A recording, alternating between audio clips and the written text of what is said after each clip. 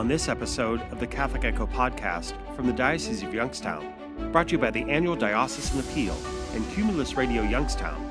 We're talking about Catholic Charities Month with Rachel Hrbolich. Find more about this episode's topic, including articles from the Catholic Echo, at www.catholicecho.org/podcast. And now, special guest host of the Catholic Echo podcast, Colin Vogt. Welcome back to the Catholic Echo podcast. My name is Colin Vogt, and I'll be your host today. Joining us today is Rachel Hrbolich. Rachel is the Diocesan Director for Catholic Charities. Rachel, for those who don't know, can you tell us a little bit about Catholic Charities and what your role as Diocesan Director entails? Sure, Colin, and thank you for having me. Of course. Catholic Charities is the administrative arm of the bishop for carrying out social concerns activities for the Diocese of Youngstown. So what this means, practically speaking, is that Catholic Charities is charged with providing services to people who are most in need in our communities, leading advocacy efforts so that we can enact change to policies that impact people's lives who are living in poverty, and also bringing people together around the table to discuss solutions to the challenges that affecting people in our communities. In my role, I provide coordination and support for the work of our 3 Catholic Charities agencies serving our 6 counties. And those 3 agencies are Catholic Charities of Ashtabula County, Catholic Charities serving Portage and Stark counties, and Catholic Charities Regional Agency, which serves Columbiana, Mahoning, and Trumbull counties. I also serve as the diocesan liaison with St. Vincent de Paul Societies, Catholic Healthcare, and Catholic Long-Term Care, which would be nursing homes that are in our diocese. And I also work on special projects for Bishop Bonner when he requests that I help. Okay, so you're not too busy, right? No, not at all. Nothing going on?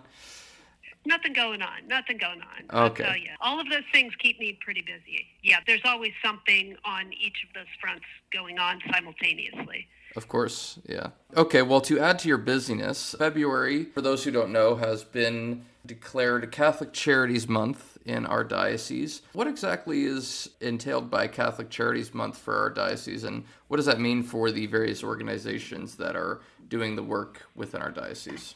Actually, the idea for Catholic Charities Awareness Month, it came from Bishop Bonner. He wanted a way to share with our Catholic parishes and our parishioners all the good work that we're doing at Catholic Charities across the diocese.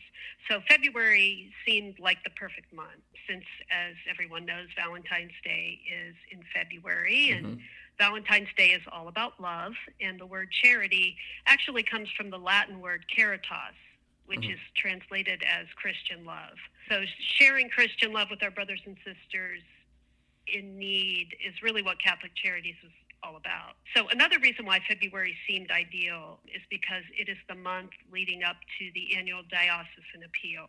And 60% of the funds raised in that appeal fund the work of Catholic Charities in our diocese. So in preparation for the appeal, we thought it would be a good idea to roll out Catholic Charities Awareness Month so that parishioners have a better understanding of what Catholic Charities does, so that when they're making that gift to the appeal, they'll be able to really know what we do at Catholic Charities and how we impact the community. And so part of the Catholic Charities Awareness Month, you're going to be having representatives go out to all the parishes and speak to the congregations there about the work that you're doing. Is that correct? Yes. What we want to do is, just get some people who serve on our Catholic Charities boards, some staff members, some volunteers to go out to all the parishes and cover all of the masses throughout the diocese, just sharing maybe 3 to 5 bullet points about Catholic Charities that parishioners generally may not know, and making those bullet points very specific to the county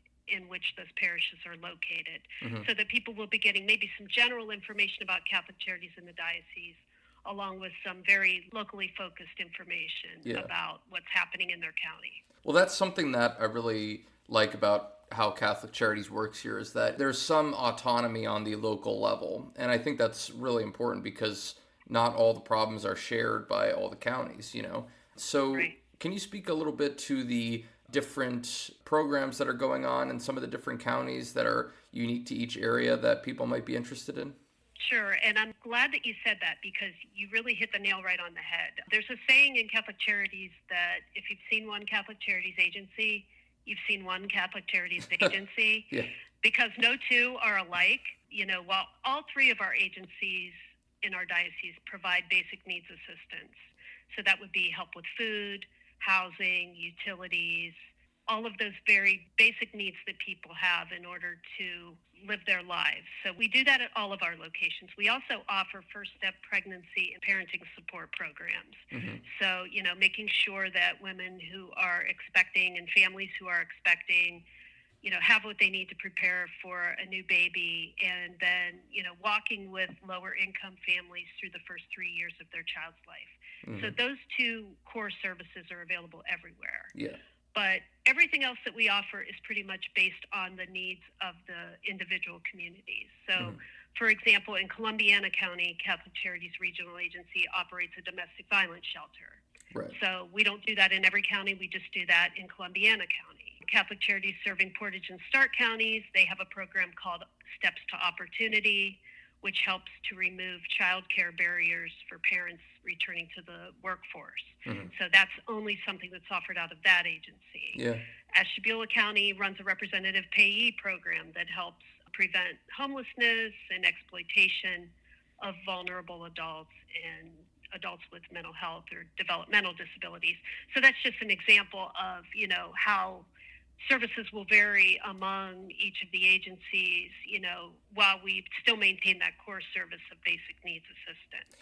I mean, it's pretty amazing to be able to have so many different and distinct programs that are running through the same organization. I mean, that's not easy to manage all those things effectively, And things change too, as needs change.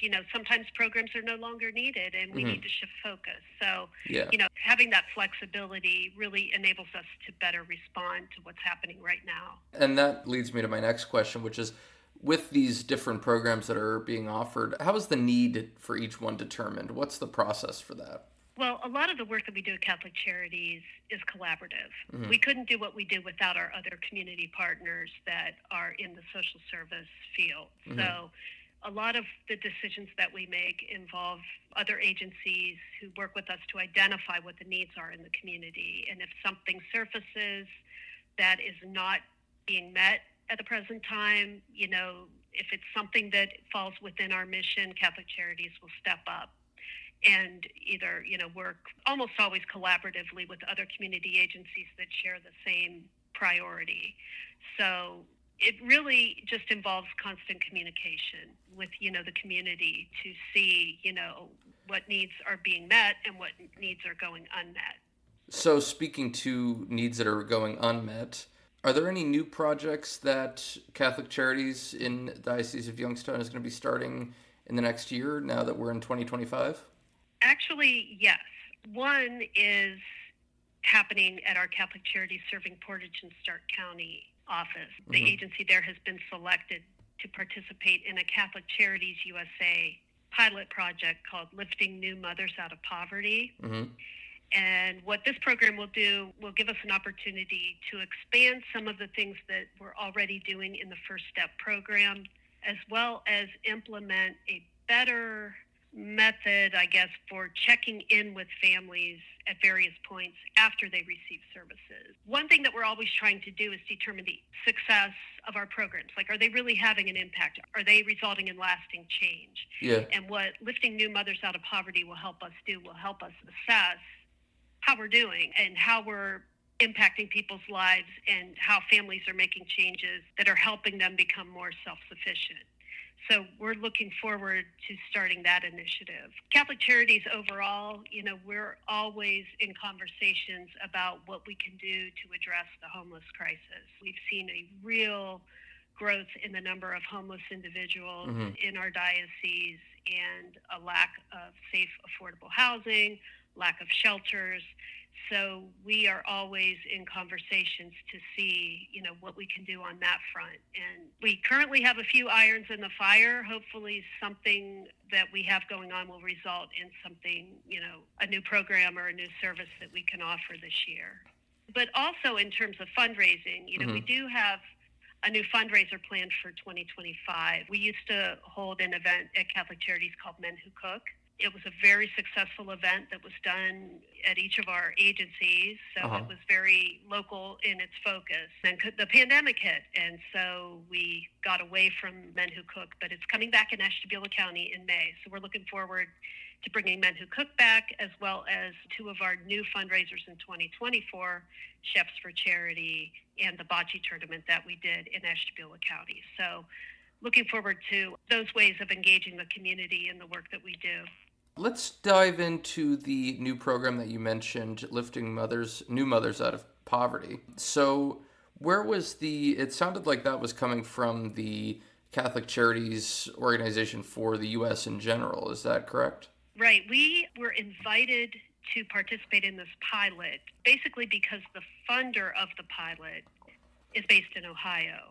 The funder was very interested in working with Catholic Charities organizations in Ohio. We were one of the agencies that expressed interest and applied, and another agency in Ohio, Catholic Social Services of Southwest Ohio, they're the other agency in Ohio that is also participating. There are a couple other agencies throughout the country. I want to say there's 5 of us in total. That's one of the benefits of being part of a national network, is when these opportunities come up to expand programming, that we're able to take advantage of those opportunities. A lot of times that results in providing us with resources that we would have never been able to come up with on our own, that we can access then to help our clients. Sure. And I'm curious, how is it different from some of the other programming that you have going on right now, such as the First Step for families kind of stuff? Well, one of the reasons that we were eligible to participate is that we already had a program in place that addressed the needs of new moms and families with young children who are in poverty. So what this will do will allow us to be part of a best practice sharing among all of the agencies who are participating in this pilot. So in our communications with, these other agencies, we may learn of what they're doing that we could apply to our diocese. There's also funding that goes with this new pilot that will enable us to expand some of the services that we do, as well as access some data management tools that will help us collect better demographics and do better follow-up. So those are some of the ways that we'll be able to expand what we're already doing in First Step to have greater impact immediately and hopefully in the future as well, as we start to check in with families during certain benchmark timeframes. Yeah, this reminds me of, I'm sure many of our parishioners have heard of this, but this was something that I only learned about in the last year or so, but is the Disciple Maker Index. I don't know if you've heard of that. Is that something you're familiar with? I've heard of it, yes, just through my parish. So for anyone who doesn't know, this is basically a program that is being run where people from this agency will come to your parish and help you figure out your fundraising and determine how to increase engagement in your parish.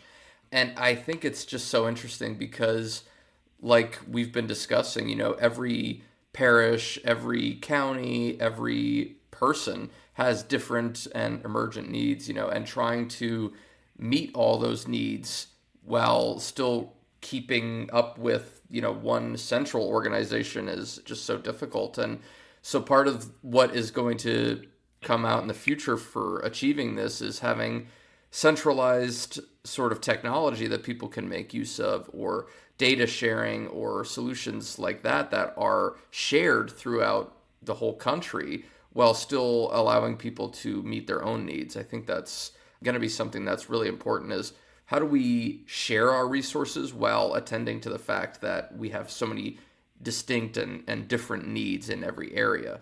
I think that sounds fantastic. I mean, I know just as our little Catholic charity system of 3 agencies, whenever we can do things to work more efficiently together, we take advantage of those opportunities because they just lends so much more credibility to the information that we put out, to the statistics that we're able to generate, if we're all doing things the same way in a very uniform and organized way. So, yeah, that sounds fantastic. Thank you, Rachel. We're going to take a short break. The Catholic Echo podcast will continue after this. When storms hit, we are there to rebuild. As our neighbors age, we lighten their burdens. As our veterans adjust, we ease their transitions. In every part of the country, we are there. We are Catholic Charities. We serve millions each year regardless of their faith. We put food back on tables, unlock doors, and walk together on the road back. Help Catholic Charities serve your neighbors in need. Join us at wearethere.us.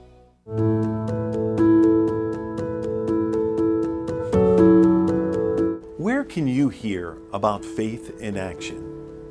What does hope look like in our parishes and schools?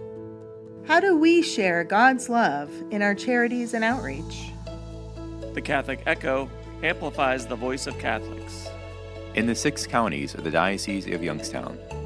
Connect with us to be inspired and challenged to a deeper relationship with Jesus Christ and His Church. Visit CatholicEcho.org to find the Catholic Echo magazine, weekly podcasts, inspirational videos, and our Sunday Mass from St. Columba Cathedral. Follow Diocesan social media on Facebook and Instagram. Or find what's happening now at doy.org. The Catholic Echo is your source for spiritual growth in the Catholic Diocese of Youngstown.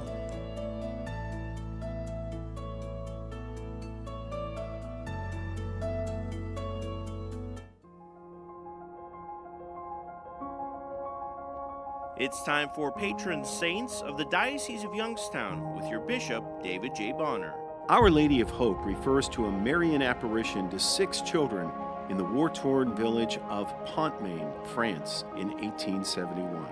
Our Lady encouraged them to pray for protection, and 1 week later, the Franco-Prussian War ended. She is a patron saint of protection, especially during war and difficult circumstances, and patron of Our Lady of Hope Parish with 2 church locations in Orwell and Kinsman. Her feast day is January 17th. So happy feast day of Our Lady of Hope to our friends in Orwell and Kinsman. Our Lady of Hope, pray for us.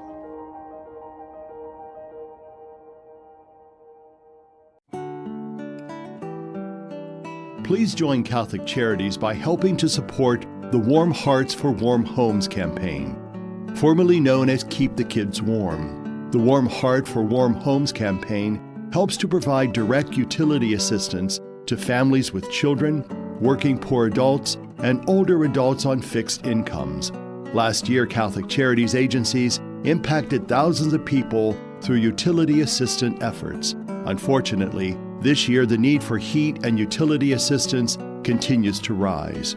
Catholic Charities is asking for your help to make Warm Hearts for Warm Homes a success by giving to your local parish, online at www.ccdoy.org or by calling Catholic Charities at 330-744-8451.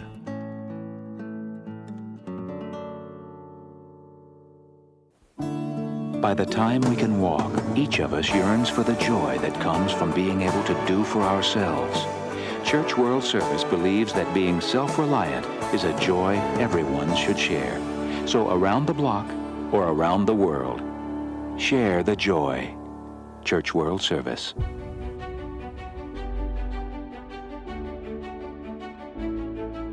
Welcome back to the Catholic Echo podcast. My name is Colin Vogt, and I'll be your host today. I know that one of Bishop Bonner's goals when he became the bishop of our diocese was to increase collaboration between the parishes and the counties and the diocesan office. Now, for us, that was a little bit different in the communications department, but I'm curious if that also carried over into the Catholic Charities department as well.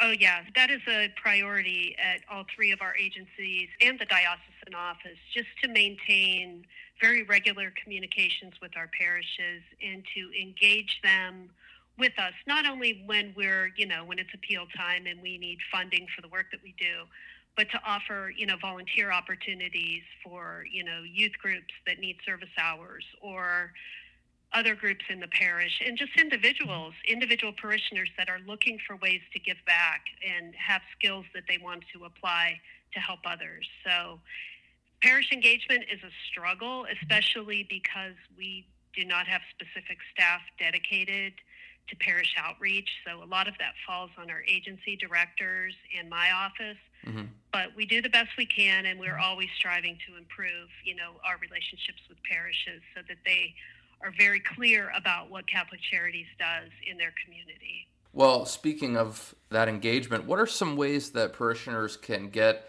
personally involved with the programs that Catholic Charities are offering? Well, there are a variety of ways, but I like to say first and foremost through prayer, because we certainly need prayers for the people who are coming to see us. We see a lot of people at their very worst point in life, from people who are going through a temporary financial crisis to people who are just broken down by a life of poverty. So praying for the people that we serve, and praying for our staff members who provide the services too, because as you can imagine, it can be very emotionally taxing, when you're dealing with people that are in crisis on a daily basis. We could always use prayers for sure. Financial support, of course. Donating to the annual Diocesan appeal is a great way to support the work of Catholic Charities, since we are the primary recipient of those funds. Also supporting various parish-based campaigns that we run throughout the year. Right now, we've got Warm Hearts for Warm Homes that we're running in the community, which is collecting funds for utility assistance for families with children. Our First Step for Change that we run between Mother's Day and Father's Day that helps to raise funds for material assistance for new parents and young parents.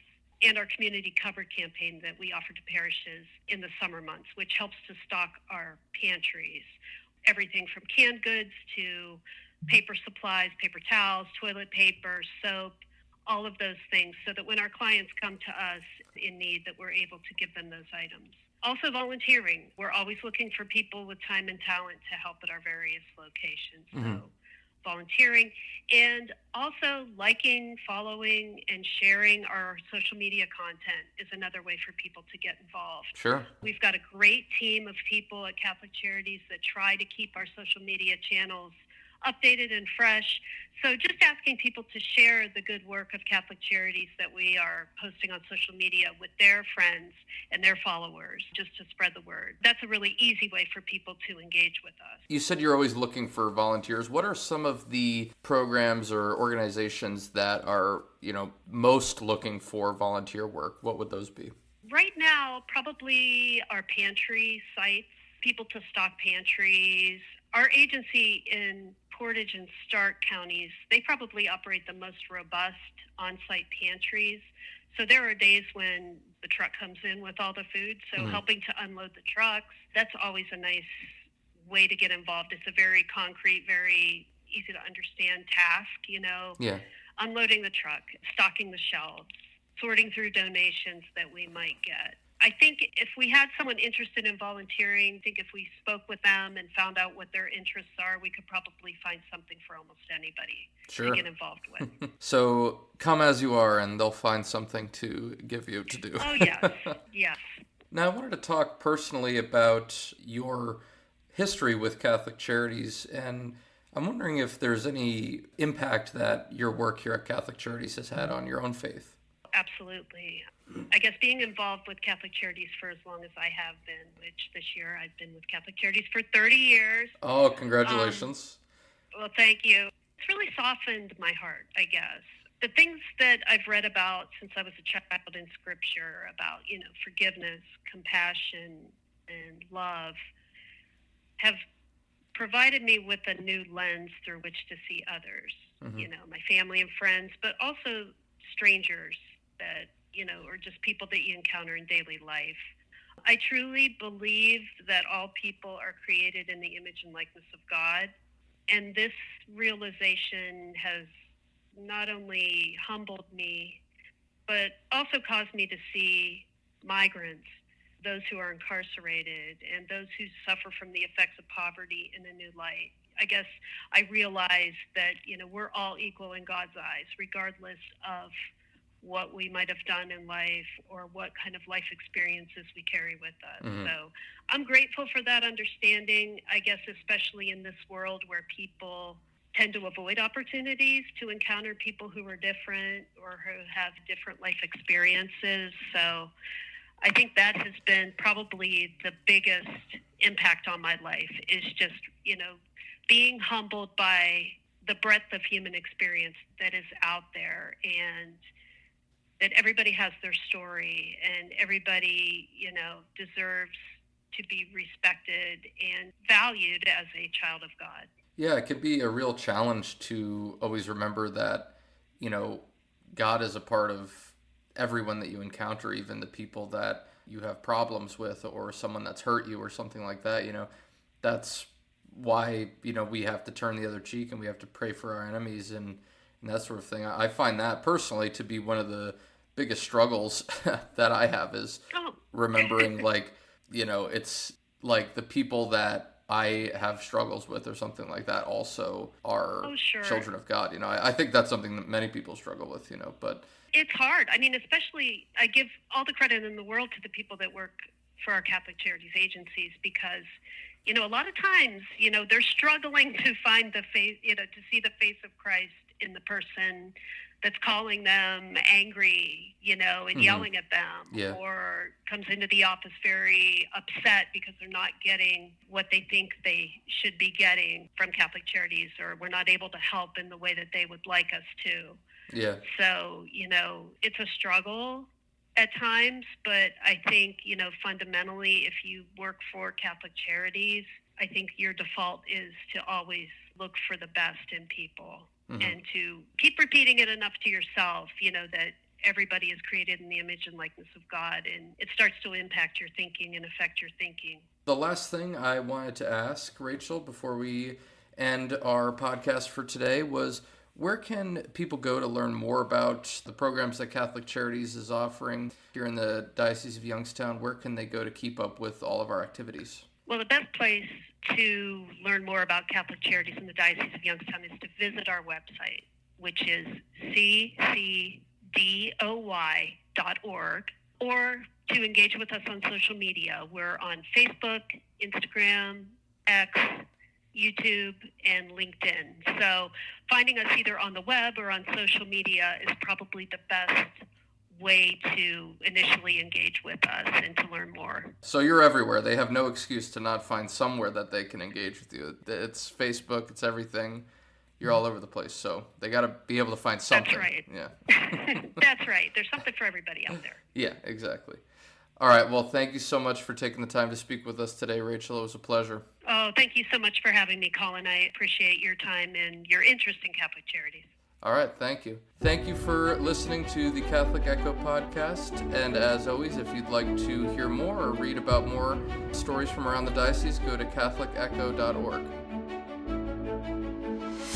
The Catholic Echo podcast is a production of the Roman Catholic Diocese of Youngstown. Your host has been Dennis Biviano. Have a blessed day, and may God be with you.